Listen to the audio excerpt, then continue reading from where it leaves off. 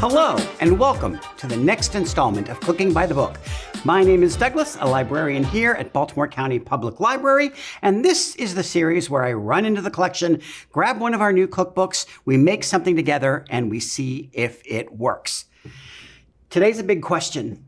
Do you want pizza or do you want a cheesesteak? The answer is clear. I'm going to make them both together. The cookbook we have today is called We the Pizza by Mohammed Abdul Hadi, owner of Down North Pizza up in Philadelphia, a really well-known and popular pizza company, and they're known for hiring formerly incarcerated individuals and giving them a head start. So it's a great cause and great pizza. Let's see if we can recreate this perfect pizza at home. So today we're going to start with the pizza dough. I pre-made the pizza dough because there were a lot of steps and there was a lot of proving and a lot of time. It is simple pizza dough, bread flour. It has yeast, water, and sugar. And you prove the dough in the pan so that it rises, and then you pre-bake it on 500 degrees in your oven. And that gives it this nice kind of golden, not cooked through crust, because we are going to add it to the oven with the toppings on later, but it does make it really nice and ready for us to go.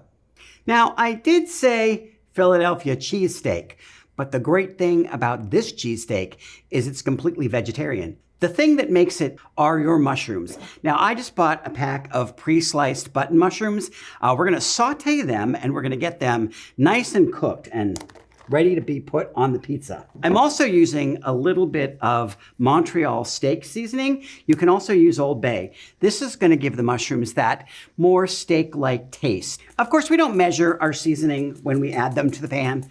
We can just figure out by eyeballing it. This is going to probably take 5 to 6 minutes to get the mushrooms to reduce in size and become a nice brown color, and that's what we're looking for.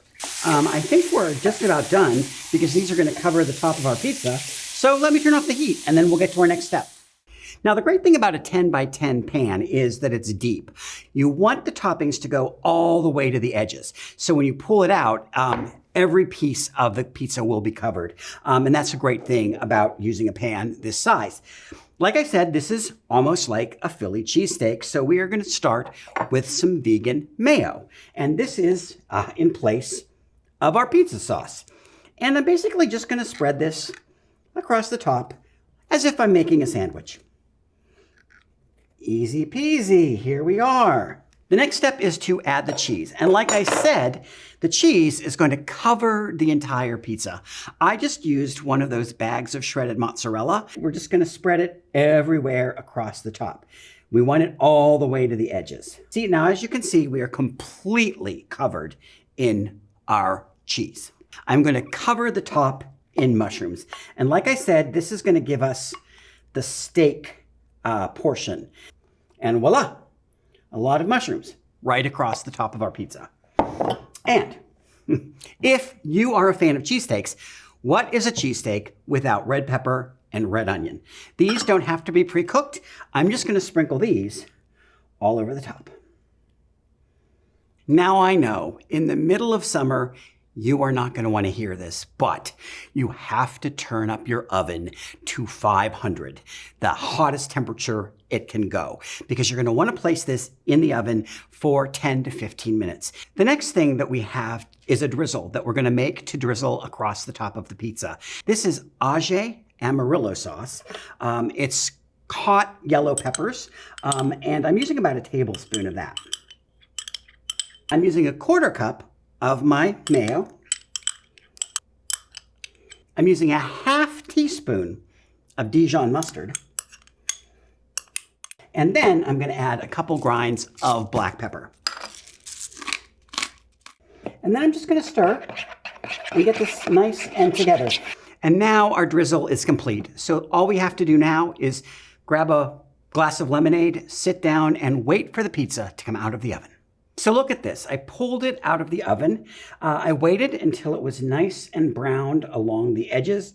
The top looks wonderful. It looks a little bubbly. It smells absolutely wonderful. All I want to do now is add my drizzle. I'm just going to drizzle like this, just a little bit of a... And look at this. The edges are nice and brown, and as you can see, it is a really deep dish, a nice thick slice. If you had one of those big pizza ovens in your backyard, this is a great one for summer. And the flavors are unusual, which is really a nice addition. So I would love to give We the Pizza 2 thumbs up. I am really excited to try different toppings with this dough to see what happens. I hope you try this. Get out there, have a great summer, and get cooking.